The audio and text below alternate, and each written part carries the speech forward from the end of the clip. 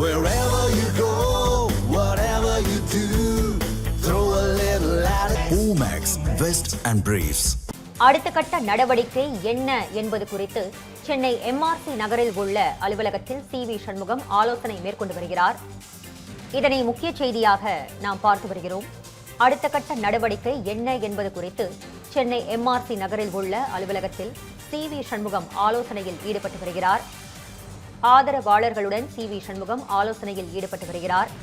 SP Velumani, CV Shanmugam தரப்பைச் சேர்ந்த 4 MLAக்கள் ராஜினாமா செய்துள்ள நிலையில் அடுத்த கட்ட நடவடிக்கை குறித்து ஆலோசனையானது நடைபெற்று வருகிறது. இது பற்றிய விரிவான தகவல்களை வழங்குவதற்காக நமது செய்தியாளர் காயத்ரி இணைகிறார்.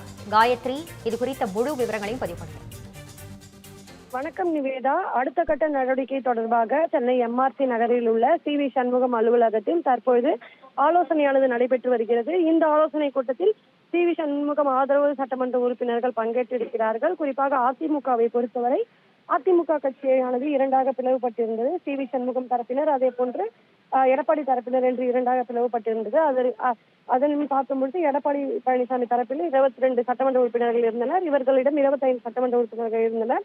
இந்த நிலையில் நேற்றைய தினம் 3 சட்டமன்ற உறுப்பினர்கள் ராஜினாமா செய்திருக்கிறார்கள். அவர்கள் SP வேலுமணி, CV சண்முகம் தரப்பை சேர்ந்தவர்கள். மேலும் இவர்களிடமிருந்து 5 சட்டமன்ற உறுப்பினர்கள் நேற்றைய தினம் எடப்பாடி பழனிசாமியை சந்தித்திருந்தனர். இந்த சூழ்நிலையில் இன்றைய தினம் MRC நகரில் உள்ள CV சண்முகம் அலுவலகத்தில் இந்த ஆலோசனையானது நடைபெற்று வருகிறது. இந்த ஆலோசனை கூட்டத்தில் தர்மபுரி அதிமுக சட்டமன்ற உறுப்பினர் KP அன்பழகன், திருத்தணி அதிமுக சட்டமன்ற உறுப்பினர் ஹரி, கரூர் அதிமுக சட்டமன்ற உறுப்பினர் MR விஜயபாஸ்கர், அதே போன்று CV சண்முகம், அதிமுக முன்னாள் அமைச்சரான தங்கமணி ஆகியோர் தற்பொழுது இந்த ஆலோசனையில் பங்கேற்றிருக்கிறார்கள். குறிப்பாக இந்த ஆலோசனை பொறுத்தது அடுத்த கட்ட நடவடிக்கை என்ன என்பது தொடர்பாக இந்த ஆலோசனை கூட்டம் நடைபெற்று வருவதாக கூறப்படுகிறது.